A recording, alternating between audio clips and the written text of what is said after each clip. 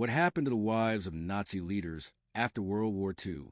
We all know about the infamous Nazi figures, Hitler, Goebbels, Himmler, and the rest. But what about the women who stood beside them? While history focused on the fall of the Nazi regime, many of the wives of the men who led it faded from public memory. But the fates of these women were far from simple. In the aftermath of the war, some faced incredible challenges, while others tried to disappear into anonymity, and some met tragic ends. In today's video, we're going to explore what happened to these wives after the war, what became of them when the Nazi regime was gone, and how their lives were forever changed. Many of their stories are shrouded in mystery, and some of them might shock you.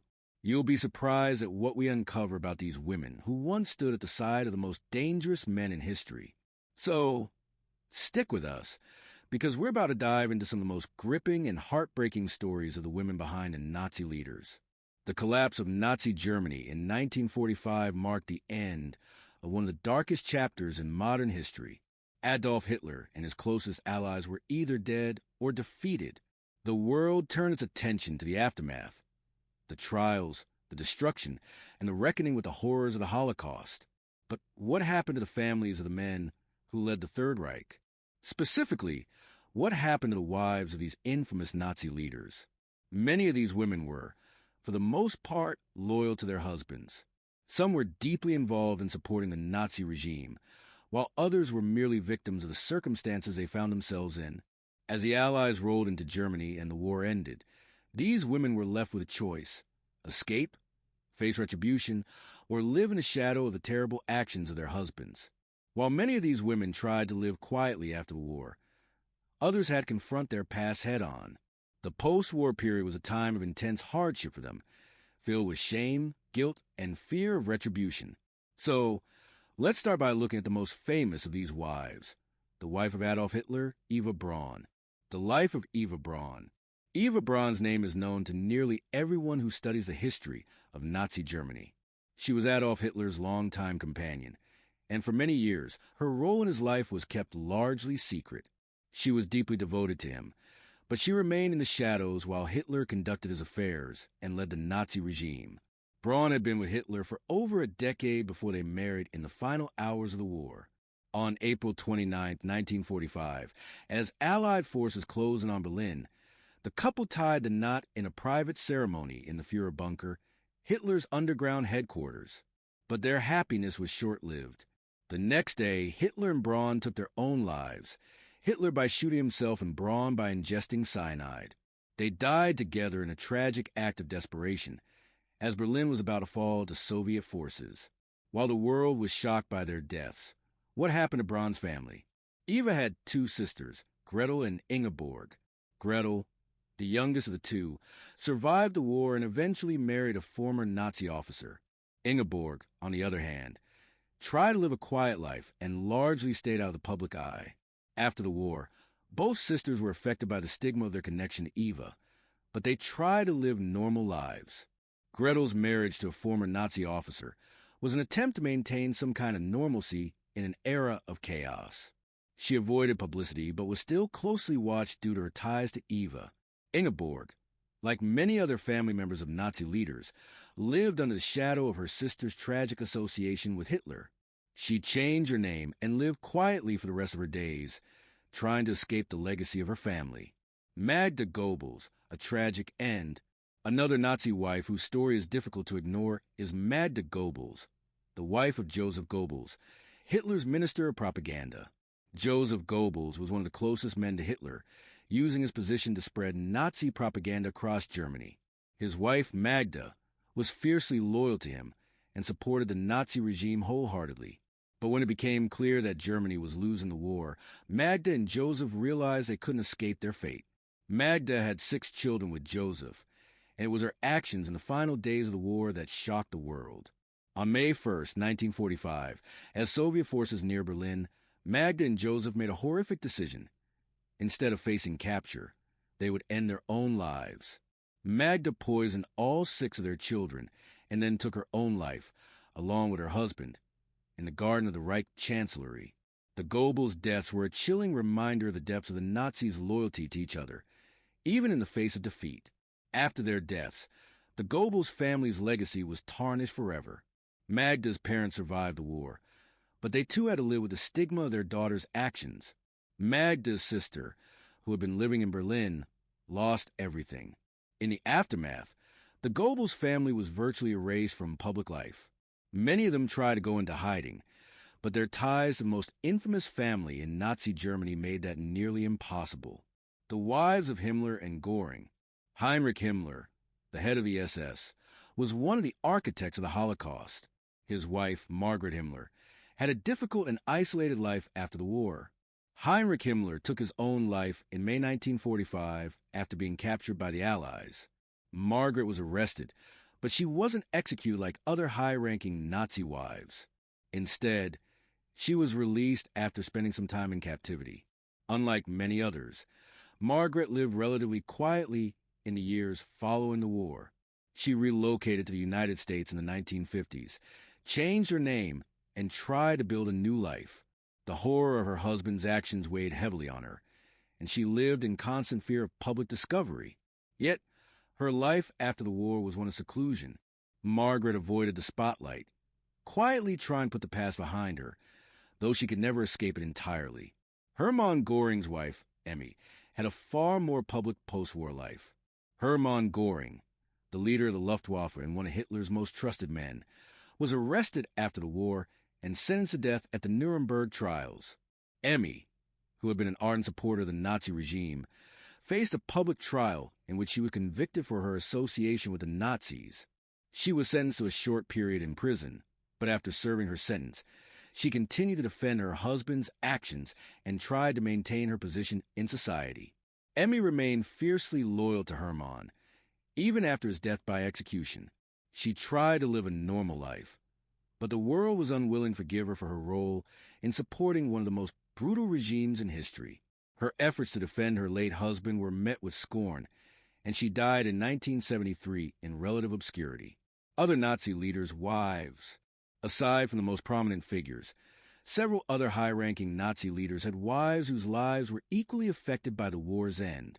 Take, for example, the wife of Rudolf Hess, the Nazi leader who flew to Scotland in 1941 in a failed attempt to negotiate peace with the British.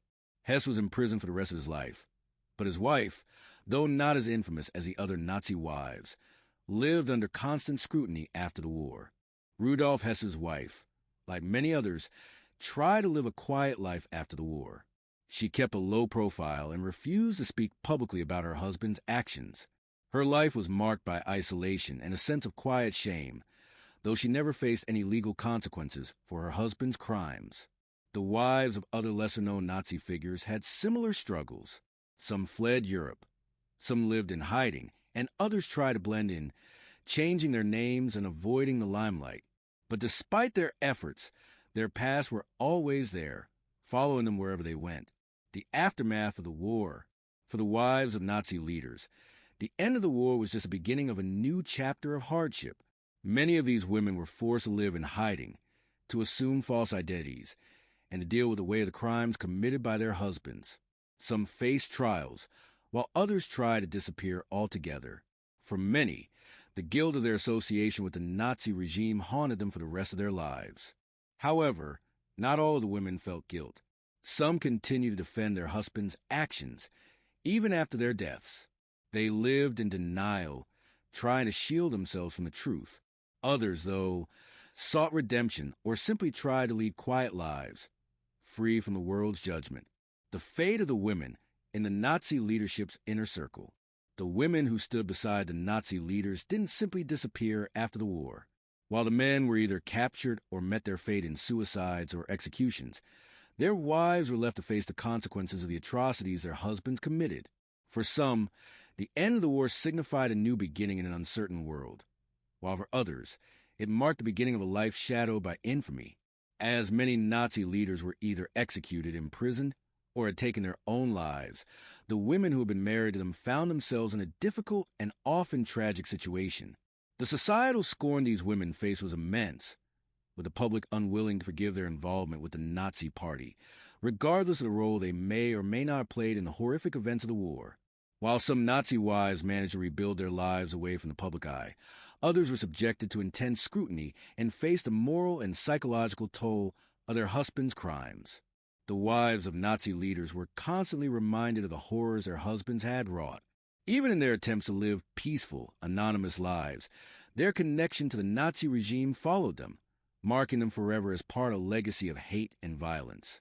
The daughters and survivors of Nazi leaders. In many cases, the children of Nazi leaders also had to bear the weight of their parents' actions. The offspring of these powerful men grew up with an undeniable connection to the crimes of their fathers, and many of them spent their lives trying to escape the stigma. The wives of Nazi leaders, though often in the background, were left to raise their children under the shadow of their husbands' actions. Take, for example, the case of Joseph Goebbels' children. Magda and Joseph had 6 children, all of whom met tragic fates in the final days of the war. While Magda and Joseph's deaths were infamous, the fate of the children, who were all murdered by their own mother, remains one of the most disturbing and tragic aspects of the Nazi regime's downfall. These children, young and innocent, were caught up in the madness of the time and were victims of the very ideology their parents championed. In contrast, the children of Hermann Goring and Eva Braun survived the war and tried to rebuild their lives in post-Nazi Germany. Many of these children, despite having been born into the Nazi elite, tried to distance themselves from their parents' pasts. They were forced to live with the knowledge that their fathers were not just ordinary criminals, but high-ranking officials in the most brutal regime in modern history. The psychological impact of this legacy affected them for the rest of their lives. While many of these children struggle with their identities and the way of their heritage, some were able to live relatively quiet lives, free from the public eye. However, for the wives of Nazi leaders, it was a different story. Their husbands' legacies were too large, and the public consciousness too unforgiving for them to ever escape the stigma attached to their names. Wives in hiding. The secret lives of Nazi widows. Some of the wives of Nazi leaders, unable to face the wrath of the public, chose to disappear entirely. After the war, Europe was rife with chaos, and many of these women tried to find ways to live anonymously. Some fled to other countries, adopting new identities in an effort to escape the history they had been a part of. For example, Margaret Himmler, the wife of Heinrich Himmler, who was one of the key architects of the Holocaust, spent several years in hiding after her husband's death. She moved to the United States in the 1950s under a new name, hoping to escape the guilt of her husband's actions. She lived the rest of her life quietly, often out of the spotlight. However, the shadow of her husband's crimes never fully left her, and she was always conscious of the shame associated with her association with Himmler and the SS. Similarly, other women associated with Nazi figures tried to keep their lives private, hiding in the margins of society. Some of them worked under assumed names, while others sought refuge in countries far from Europe. In many cases, these women were not actively involved in the war, but were nevertheless tied to it by marriage. They found themselves in a strange limbo, constantly trying to rebuild their lives while haunted by their pasts. Despite their efforts, their lives were marked by the stigma of their connections to the Nazi leaders. Even as they sought out new identities, many could never escape the reality of their pasts. Some were forced to live in constant fear of exposure, wondering when their hidden identities would be revealed. Others were simply resigned to the fact that they would always be remembered as the wives of men who had caused unimaginable pain and suffering. The struggle for redemption and denial. While some wives tried to disappear, others attempted to justify their husbands' actions or outright deny their involvement in the Nazi regime's atrocities. For example, Emmy Goring, the wife of Hermann Goring, continued to defend her husband's actions until her death. Despite his role as one of the main architects of the war and his participation in numerous war crimes, Emmy remained loyal to Hermann. She even tried to downplay his crimes after his execution, refusing to acknowledge the full extent of his actions. This kind of denial was common among many wives of Nazi leaders. Some women chose to remain in denial about the horrors their husbands had been part of, and even years after the war, they continued to defend them publicly. This, however, did little to endear them to the public. The world was unforgiving of anyone associated with the Nazi regime, and many of these women were criticized for their refusal to accept the gravity of their husbands' actions. On the other hand, There were those who sought redemption in the post-war years.